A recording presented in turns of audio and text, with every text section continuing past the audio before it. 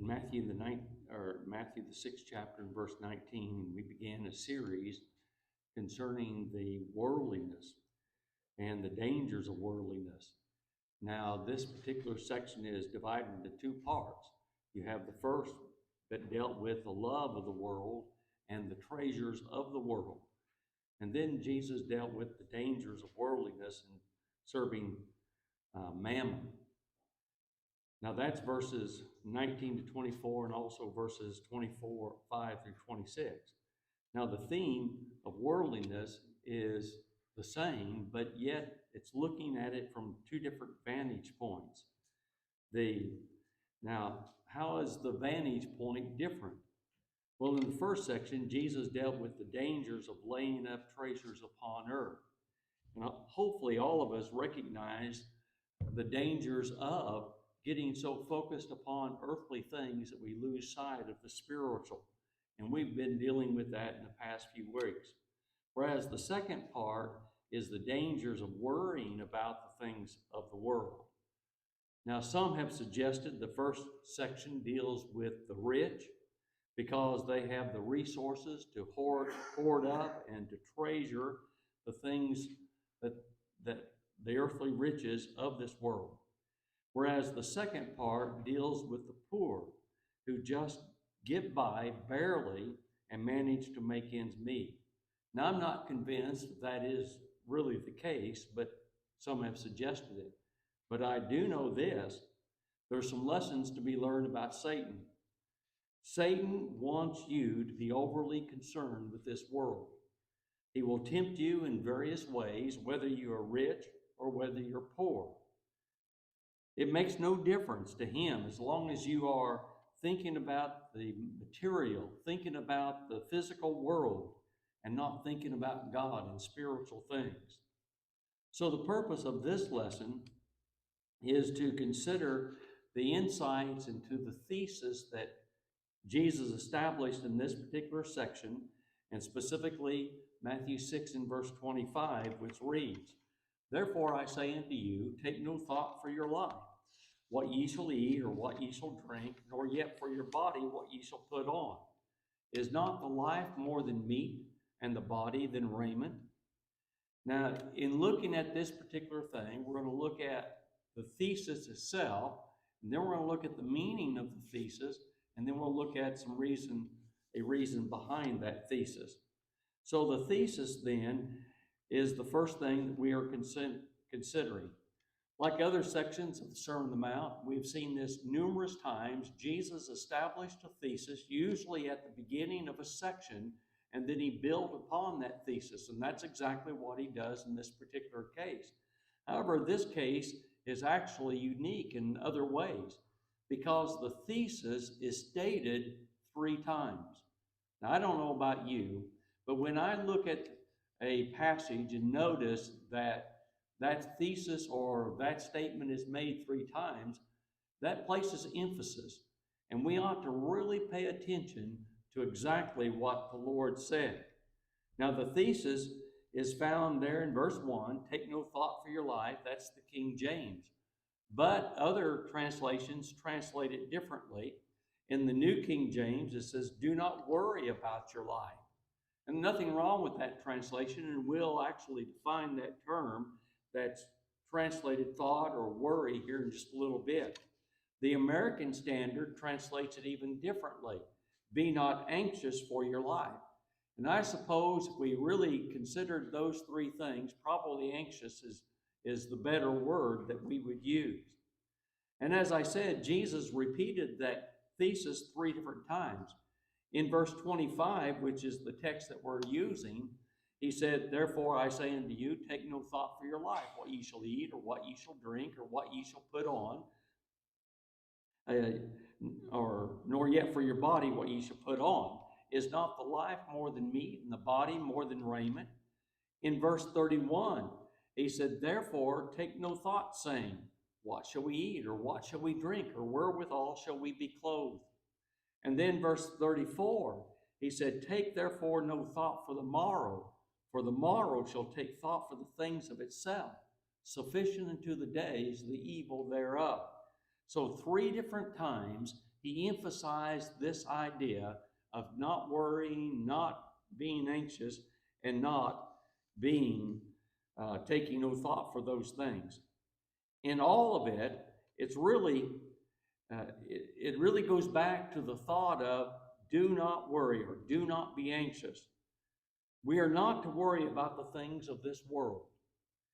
Like a big danger sign, Jesus cautioned his followers from being overly concerned with the dangers and being overly concerned with the physical material world. Danger is to be overtaken by materialism to the extent that we lose our soul.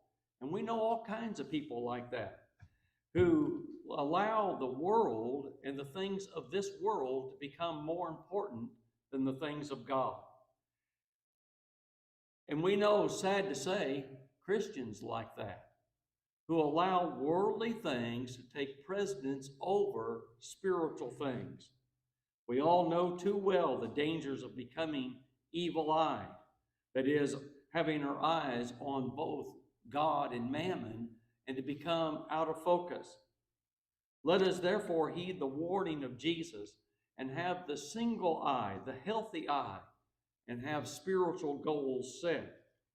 Now, with that in mind, let's consider a few passages. In Hebrews, the 12th chapter in verse 2, the Hebrews writer, after dealing with chapter 11, which we know as the great faith chapter, or sometimes is called the hall of faith, and I think a good way or a good description of it, or a great cloud of witnesses, is a better, I think, way of looking at it. But in verse 2, he says, looking unto Jesus, the author and the finisher of our faith, who for the joy that was set before him endured the cross, despised the shame, and is set down at the right hand of the throne of God. We ought to become focused. Rather than worrying about our physical material world, we ought to be focused upon Jesus and looking unto him. In Philippians, the 3rd chapter, in verse number 14, Paul says, verse 13, I count not myself to have apprehended, but this one thing I do, forgetting those things which are behind, and reaching forth into those things which are before. I press toward the mark for the prize of the high calling of God in Christ Jesus. And then in Matthew chapter 6 and verse 20, he said, but lay up for yourselves treasures in heaven, where neither moth nor rust doth corrupt, and where thieves break through nor steal. Now, with this in mind, and the passage we could add to it would be 1 Corinthians chapter 15. And he describes for us the great resurrection and what's going to take place in the great resurrection. But then he said, but be ye steadfast, immovable, always abounding in the work of the Lord, for as much as ye know that your labor is not in vain in the Lord. The solution to being overly concerned with the things of this world is to keep our eyes focused on the right things, that is, the spiritual things. Keeping our eyes focused on the resurrection, keeping our eyes focused on the Bible, keeping our eyes focused on Jesus. That's the way we can overcome materialism and being overly anxious. Now, what does the theme mean? And so that's our second point, and that's what we're going to consider. Now, the first thing that we're going to look at is the word that's translated anxiety or worry or thought. And because I think it's very important for us to understand, take no thought is actually from a single Greek word, and it's used in the sense of anxious or tending to worry. Now, that's how Jesus used that particular word. Now, Jesus instructed his disciples to have no anxiety about the concerns of this world. Literally, the word means a part or to divide. And it carries the idea of dividing one's care. In other words, here we are, we care about our life. And so what do we care about? We divide that care between God and mammon. And that's the idea. A person's care is divided from the true objects of life. And therefore, the person becomes distracted or separated from the true object. And it came to mean thoughtfulness. And so that's really how it's used here. And it includes, though it's not limited to worry, but it includes worry. It's kind of interesting because the King James actually uses the right word as far as the actual word is concerned, but the thought is not in there because we don't use that word that way. But it's to be overly thoughtful. Well, what is worry? Worry is when you're thinking about things about tomorrow or the things of this world, and it becomes an obsession with you, and it just over and over and over, and every time you look around, you find yourself being concerned with the next meal, or being concerned with clothing, or being concerned with shelter, or being concerned with the things of this world, being concerned with money, being concerned with possessions. And it's so easy to be overly thoughtful of those things that we become worried about those things. But you know, when you look at it from even an earthly standpoint, what happens to the person who worries too much? We all know they start having health problems, and they start having all kinds of other ailments that is associated with those things. And one of the best things that we can do is learn how to refocus our life. And what a better way to refocus our life than to refocus it upon spiritual things. And so it came to mean this earnest thoughtfulness, which then includes the idea of worry or anxiety. Well, thus, it is to be overcome with the cares of this world. Jesus warned against being distracted from godliness by the cares and the anxieties of earthly and worldly things. Don't we know folks that have left the Lord's church because they become so overly concerned with the things of this world? I always think about a fellow that I knew years ago, and he always said, well, I have to work on Sunday evening. And so he would always miss Sunday evening. And I understood that, or at least I thought I did at the time. But then, as time went on, I found out, well, he got paid double time on Sunday evening, and so that's the reason why he worked Sunday evening. It's not because he had to in order to keep his job, it's because he wanted to, because he made twice the money. Now, you tell me, isn't that pretty easy to figure out? What came first in his life? Spiritual matters or earthly matters? I think it's pretty clear. Well, what does the thesis mean or does not mean? Well, the Lord did not teach his disciples not to think about those things or not to think about things at all. That certainly is not the case. The Lord, and this really comes out in a lot of different ways. Some carry this thought of taking no thought for your life too far and will not think about the future at all. They say, well, I'm living by faith. And that might sound good on the outside, but are they really living by faith? Or they'll say, but I'm trusting in the Lord. Yes, but are they really trusting in the Lord? There's a place to such thinking, and don't get me wrong, we ought to think about those kind of things. We ought to live by faith. We ought to put our trust in the Lord. But some who say that are making excuses for their irresponsibility. How do we know that this view is what Jesus really taught? Well, first, the text itself is not saying take no thought for the morrow, as we misunderstand the Old English sometimes, but it means don't get so overly concerned about it.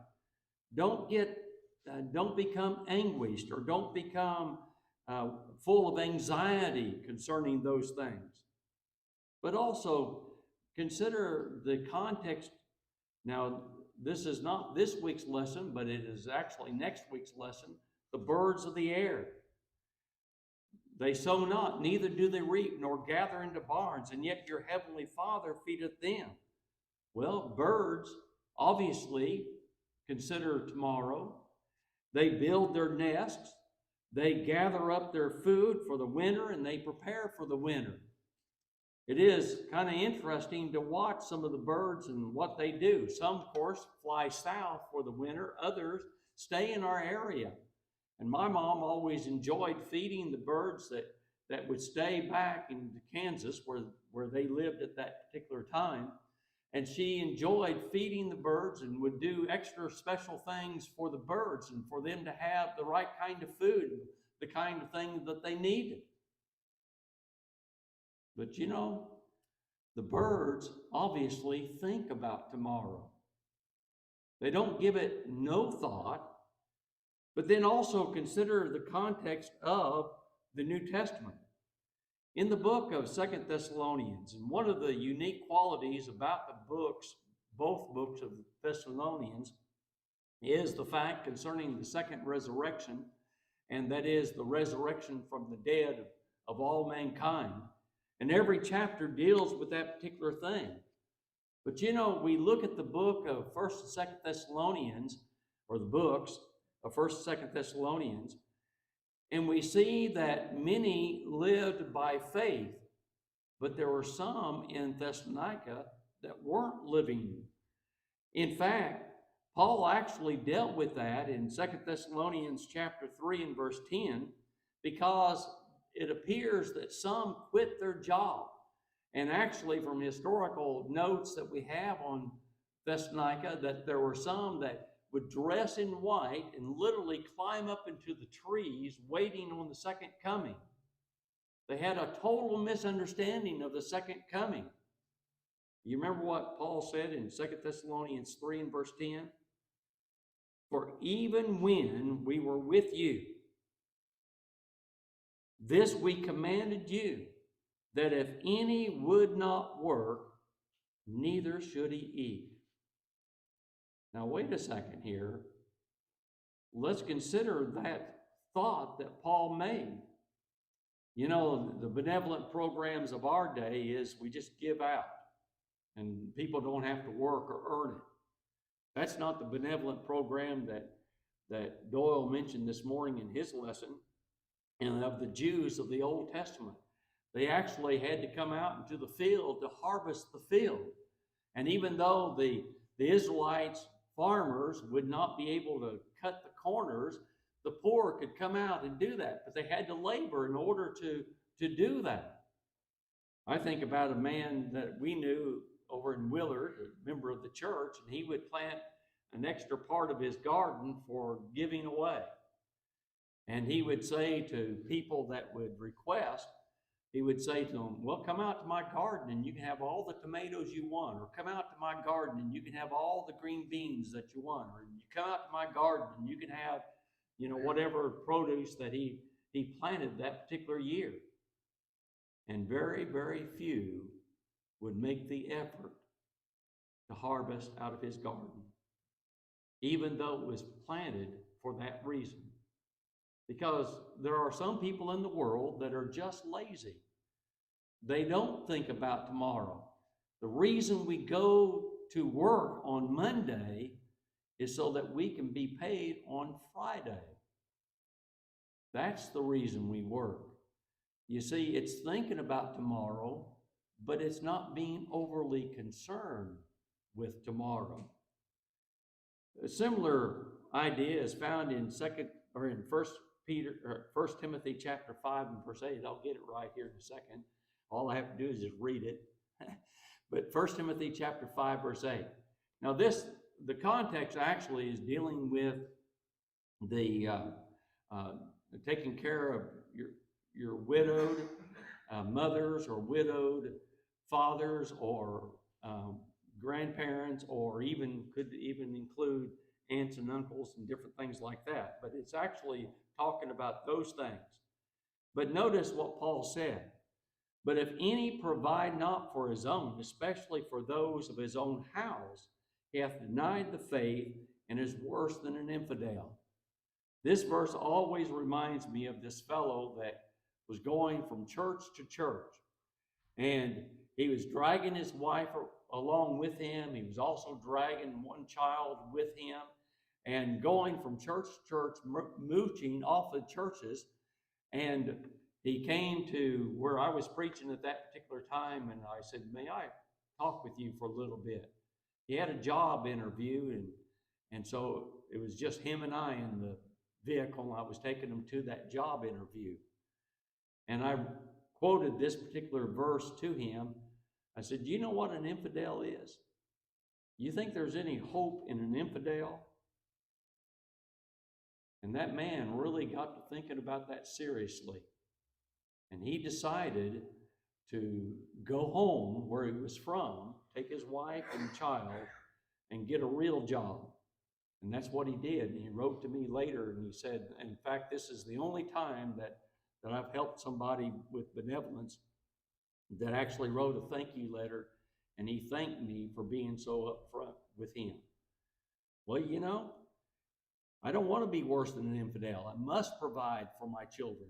Well, if I'm going to provide for my children, for my wife, for my widowed mother or grandmother or aunt or uncle or whoever it might be, so that they don't have to burden the church, if I'm going to provide for them, doesn't it mean I've got to work today?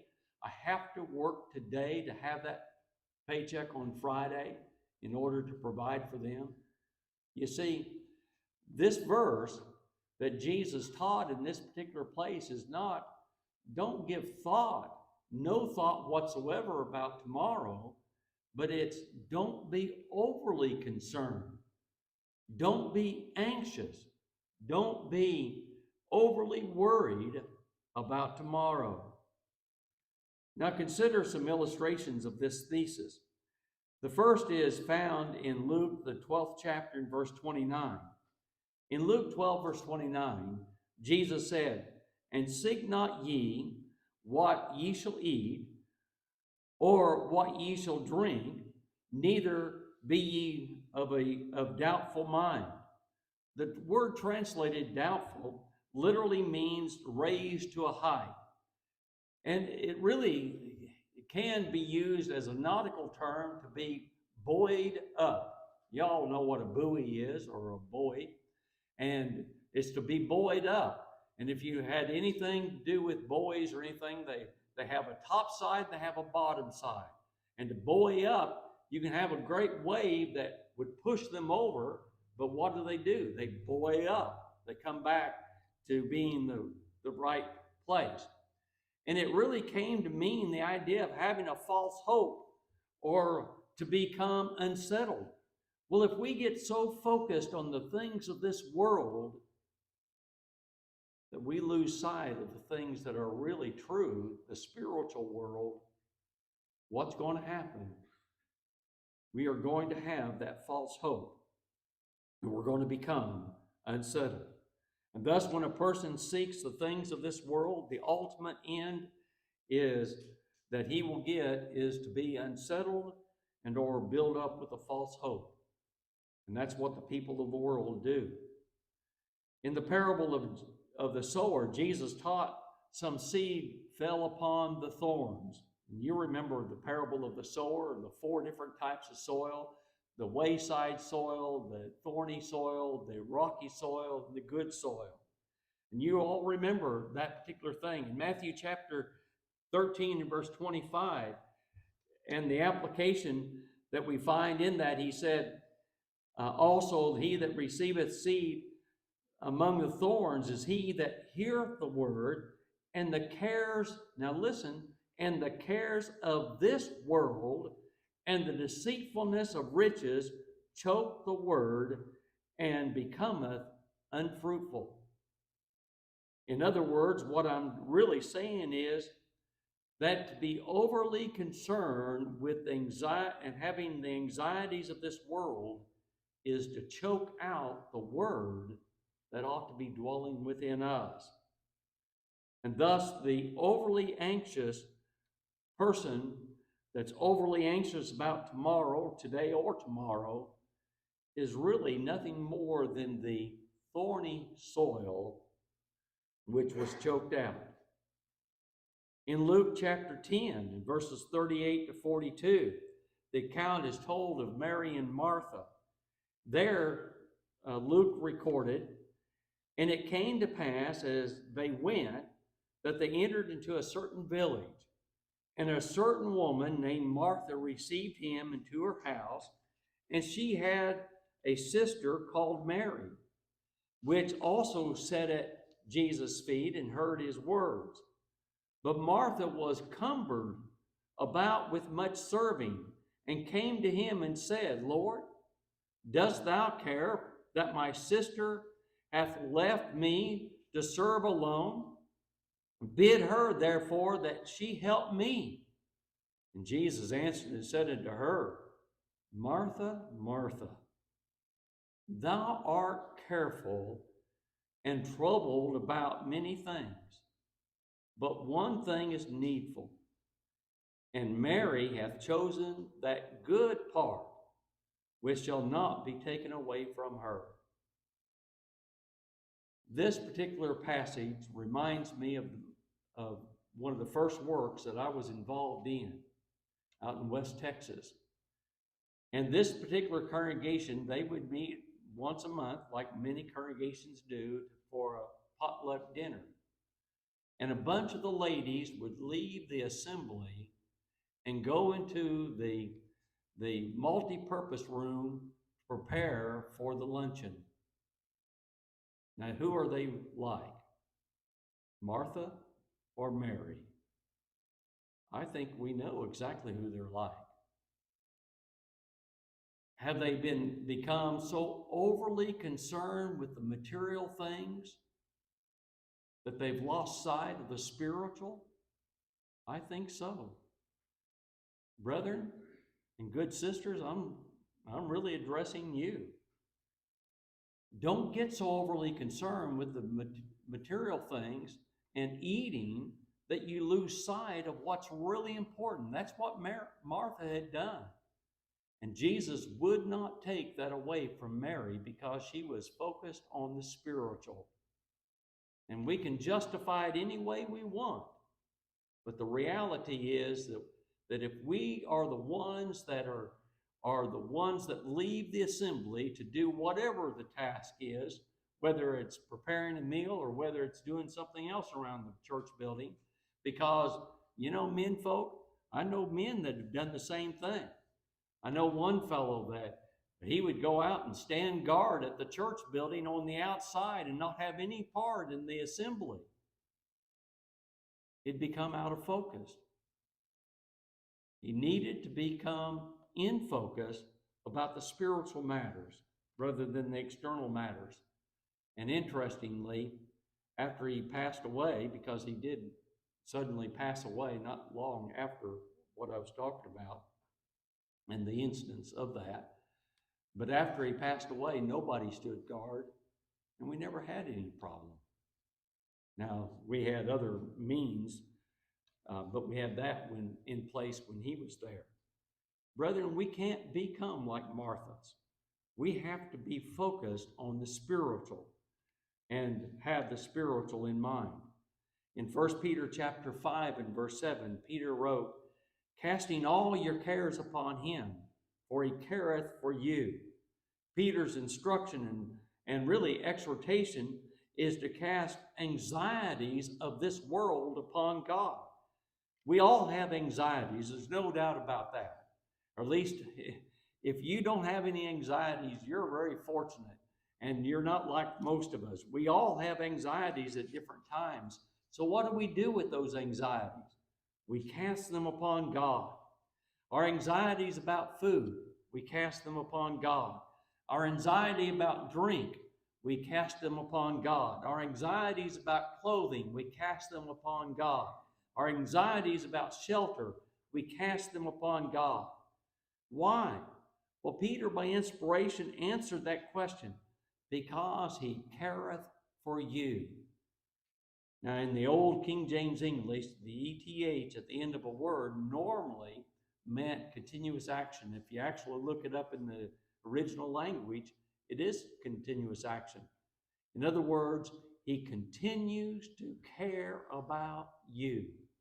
It's not something that he did in the past and he no longer does anymore, but he keeps on keeping on caring about you.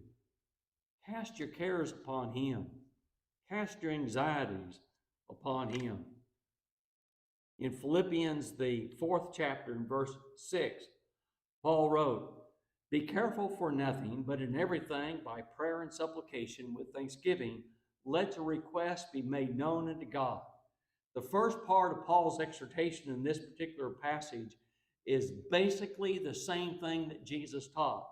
Be careful for nothing.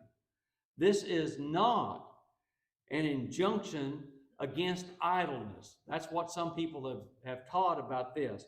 But rather, it's an injunction against being full of the cares and the anxieties of this world. Rather than worrying about the cares of this world, Paul advised his readers to pray about them. And we do this by what Peter wrote, casting all our cares upon him. Rather than being worried about food and clothing or food, drink, and clothing, we pray about food, drink, and clothing, and we cast our cares upon him in that way. Well, the thesis then is based upon a general reason. Now, Jesus laid down the injunction, which is not to worry and take no thought for the morrow. Then immediately Jesus gave a general reason for his statement. He said, "Is not life more than meat, and the body than raiment?" Now, this general statement really encompasses the whole of man. It's the whole life. It encompasses man's health, man's strength, man's successes, etc., etc. Now, what did Jesus mean by this reason? In essence, Jesus asked, where did you get your life, which you're so worried about? Is not life more than meat, and the body than raiment? Does not life come from God? God is the giver of life. In Acts, the 17th chapter, in verse 25, this is a part of Paul's sermon on Mars Hill. He says, "Neither is worship with men's hands as though he needed anything." Now notice, "seeing he giveth to all life and breath and all things." There's not a single person that's alive that God did not provide life for them. That's the point that Paul made. And you could imagine, here it is, Paul standing on Mars Hill, and he's talking to a bunch of heathens and atheists.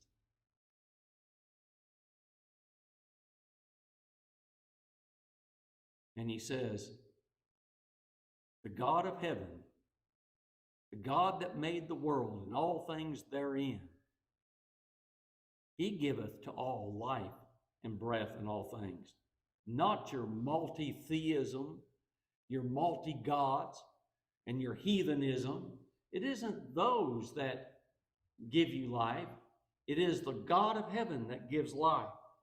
In the same passage, in verse 28, he went on to say, "For in him we live and move and have our being, as certain also of your own poets have said, for we are also his offspring." Now, the application that Paul made is that because we're not made of gold and silver and stone, we ought not think about God that way.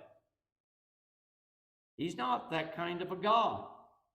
He's the true and the living God. He provides life, and he provides the opportunity of repentance, because that's the ultimate application that Paul made in that particular passage. But he provides life. Now, here's the point that I'm making, though. If God gives life, then isn't it reasonable that he will sustain it? I mean, that's the whole point. Benjamin Franklin, the American statesman that has become so famous, he was a deist. And that particular type of deist is a man that believed that God created the world and then just left it. left it to do whatever it does, left it and has no more part in it. But that's not our God. That's not the God that we serve. That's not the God that we have come to know and that the Bible teaches. That's not our God. Yes, He provides life, but yes, He also sustains life. In Colossians 1, verses 16 and 17, now I'm going to read the whole thing, but the part that I'm really emphasizing is found there on the screen. For by Him were all things created that are in heaven and that are in earth, visible and invisible, whether they be thrones or dominions or principalities or powers. All things were created by Him and for Him. And He is before all things, and by Him all things consist. In other words, He keeps it all going, and it doesn't end because He sustains life. Yes, He gives it, and yes, He sustains it. In Hebrews 1, verses 2 and 3, it says, hath in these last days spoken unto us by His Son, whom He hath appointed heir of all things, by whom also He made the worlds, who being in the brightness of His glory and the expressed image of His person, and upholding all things by the word of His power, when He had by Himself purged our sins, sat down on the right hand of the Majesty on high. But here's the point. He upholds all things. If He provides life, He will also sustain it. And that's exactly our God that we serve. God does not start something and then just turn it loose, as the deists say. God has given us something more important than our bodies. God has given us something more important than this material, physical world. And since He cares for the eternal spirits, then we can be sure that He cares for our bodies. You ever think about that? That's an argument of the greater to the lesser. Greater, lesser than argument. That's how we refer to it in logic. And the greater means if He cares for the greater, He certainly cares for the lesser. Well, the greater is the eternal. He cares for our eternal nature. If He cares for our eternal nature, you think He cares for us here on earth? Well, yes, He cares for our bodies. Jesus' whole argument is based upon the sovereignty of God. God is in control, and God will care for us.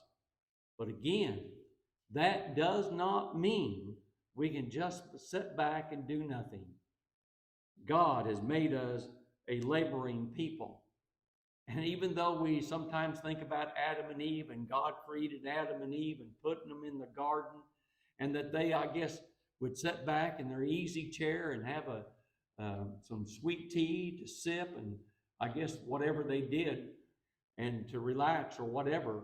But you know, God gave them labors to do. You remember that? Yeah.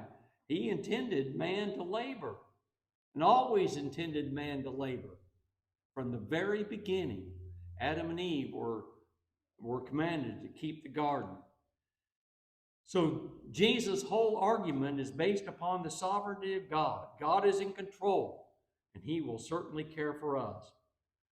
One of the hardest things for men to do, in my judgment at least, is for us to turn over our cares, to turn over our difficulties, to turn over our problems to God. Now, we can pray about it, and we often do pray about those difficulties and those problems that we face. But have we really, truly turned them over to God? This is the very thing Jesus instructed us to do.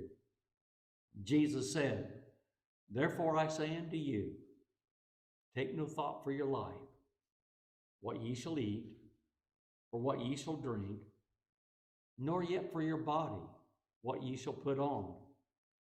Is not the life more than meat, and the body than raiment? Consider your life. Is God really the one in control? And does the eternal, the spiritual, come before the physical and the material? If you're subject to the invitation this evening, we invite you to come. Make your request made known as together we stand and sing to encourage you. 414.